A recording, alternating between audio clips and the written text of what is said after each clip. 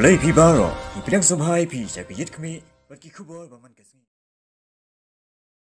Minin kasngi balang ki hek Reserve Bank of India haringkat bat kinong troy ka Punjab National Bank kila pelong ya ka wake program ban ajing hikai ki ba halor ka banking ombudsman scheme arhajar hendrio ka bade ka we na kishnong Maikuli Riboy district kashnong kapud hapdeng ka Meghalaya bat Assam hakati ka program lawan ban pensyai da ki he officer ka RBI bat PNB ha ka ba kilayo ban pensyai shikipat ba halor ka banking ombudsman scheme he na ka RBI bat PNB ki baladon ha ka te kisngi ki kintup ya USH Thongam Jamang banking ombudsman ka RBI Guwahati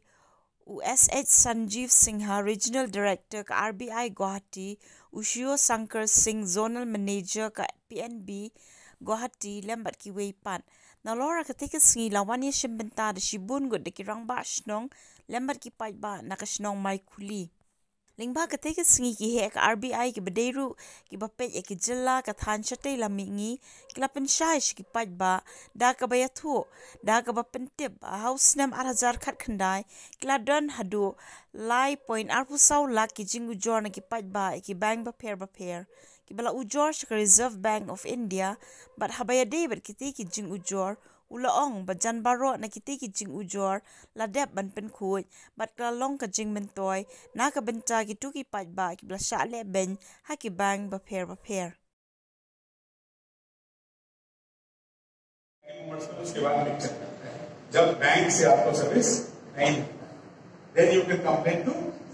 banking ombudsman has twofold objective. What was that? We were brought into picture to enable the resolution of the complaints through mediation. हम आपके कंप्लेन को लेंगे बैंक को बताएंगे कि भाई आपके अगेंस्ट ये कंप्लेन है bank will then give their response which are outside the bank. So these are the things which Ramana talking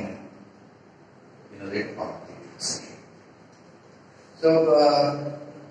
especially children, do you know English? Hindi malum hai? And I hope that at the end of this function you will have gained some kind of knowledge or increase the knowledge of the banking industry and preventing frauds from happening to you. So,